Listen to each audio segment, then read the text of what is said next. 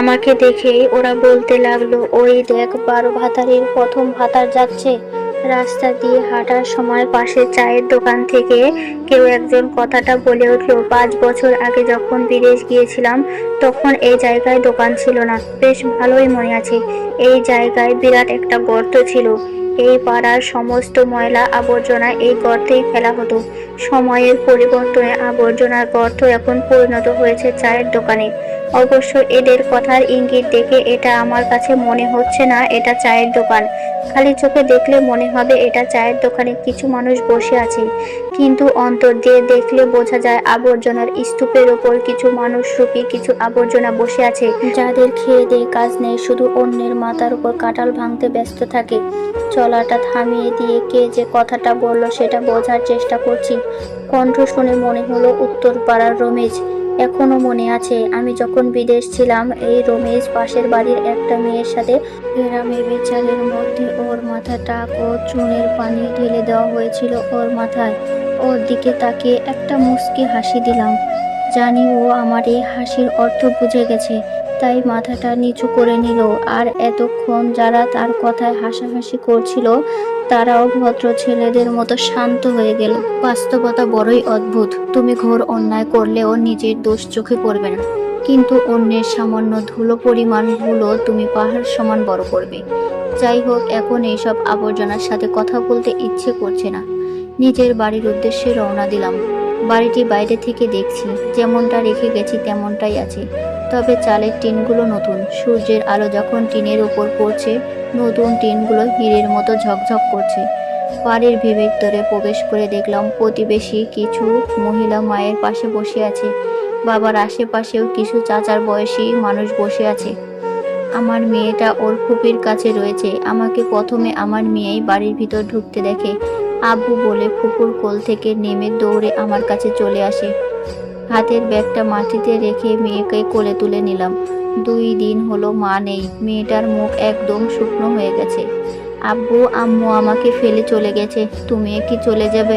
আমি মেয়ের কপালে একটা চুমু দিয়ে বলি, আব্বু এই যে একবার বিদেশ থেকে চলে এসেছে, আমার এই পিচ্ছি পরিটাকে ফেলে আর কোথাও যাব না। মায়ের দিকে তাকিয়ে দেখলাম আঁচলে মুখ ঢেকে কান্না লুকানোর বৃথাই চেষ্টা করছে। ছোট বোন সুমাইয়া এসেছে। ভাইয়া তুমি কেমন আছো?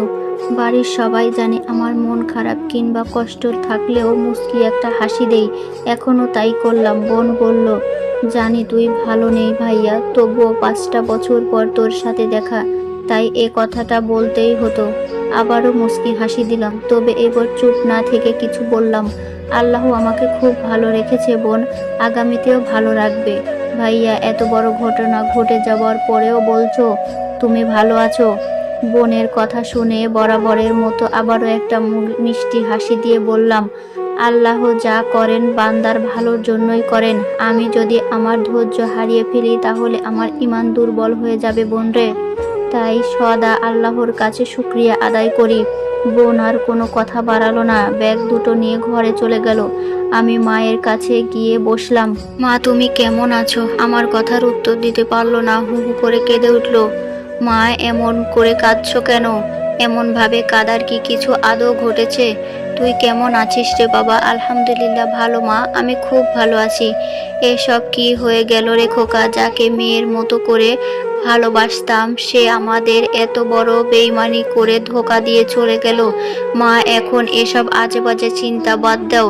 বাবার সাথেও হালচালের কথা বলে মেয়েকে সুমাইয়ার কাছে দিয়ে নিজের ঘরে ফ্রেশ হতে চলে গেলাম। ড্রেসিং টেবিলের সামনে আমার রেহেনার আর আমার ছোট্ট মেয়ে মাইশার একটা ছবি রয়েছে। মালয়েশিয়া যাওয়ার 2 দিন আগে ছবিটি তোলা। মেয়েটার বয়স তখন 1 বছর। ছবি উঠতে হলে যে ক্যামেরার দিকে তাকিয়ে থাকতে হয় সেই বুদ্ধি তখনও তার হয়নি। তবুও রেহেনার ইচ্ছা ছিল আমি চলে গেলেও এই ছবিটা দেখবে আর ওর মনে হবে আমি ওদের সাথেই আছি। আসলে কি থেকে কি হয়ে গেল আমি কিছুই বুঝতে পারছি না। এটা একটা দুঃস্বপ্ন কেন হচ্ছে না? ঘুমটা ভেঙে যাক, আমার সুন্দর দিনগুলো ফিরে আসুক, কিন্তু আফসোস সেসব আর কিছুই হবে না। একদিন পর গ্রামের বিচারের মজলিসে বসে আছি। আমি, বাবা, রেহেনার বাবা, উজ্জ্বলের বাবা, গ্রামের গণ্যমান্য ব্যক্তি আর এসব দেখে মজা মারতে আসা কিছু অন্য সাধারণ লোকজন। বিচারের কার্যক্রম শুরু হলো। প্রথমেই মোড়ল সাহেব কথা বললেন, স্বামী যদি স্ত্রীর চাহিদা পূরণ করতে না পারে তাহলে সেই স্ত্রী স্বামীকে ছেড়ে দিতেই পারে। তাই আমার দৃষ্টিতে সাইফুল মিয়ার বউ অন্যের সাথে বিয়ে করেছে, এটা আমি খুব একটা খারাপ ভাবে নিচ্ছি না। আমি বললাম, চাচা বলতে পারেন আমি কোন দিক থেকে আমার স্ত্রীকে অভাবে রেখেছিলাম? সাইফুল মিয়া, তুমি মোটামুটি শিক্ষিত ছেলে, আশা করি আমার কথার মানে তুমি বুঝতে পেরেছো। আমি টাকা পয়সা বা ধন সম্পদের কথা বলছি না। একটা মেয়ের আরো কিছু চাহিদা আছে সাইফুল মিয়া। চাচা বিদেশ যাওয়ার কথা সেই আমাকে প্রথম বলেছিল, আমি বলিনি। আমি বলেছিলাম মাঠে 1 বিঘা জমি আছে, ওই জমি বিক্রি করে একটা ব্যবসা করি। কিন্তু সে আমাকে বলেছিল, না তুমি বাহিরে যাও, সেখানে অনেক টাকা আয় করবে, তারপর আমাদের ভবিষ্যৎ জীবন সুখের হবে। মোড়ল চাচা উজ্জ্বলের বাবাকে উদ্দেশ্য করে বলল, জসিম ভাই তোমার কি মতামত এতে? আমার কোনো মতামত নেই আফজাল ভাই। ছেলে প্রাপ্তবয়স্ক হয়েছে, তাই তার নিজের সিদ্ধান্ত নেওয়ার ভূমিকা রয়েছে, এতে আমার কথা বলার কিছুই নেই। আমার শ্বশুর জীবনে কোনো দিন আমার সাথে কথা বলেনি, এমনকি নিজের পরিবারের কাউকে আমার সাথে কথা বলতে দেয়নি, কিন্তু আজকে সে আমার পক্ষ নিয়ে কথা বলবে, আমি ভাবতেই পারছি না। উনি রাগী গলায় বলা শুরু করলেন,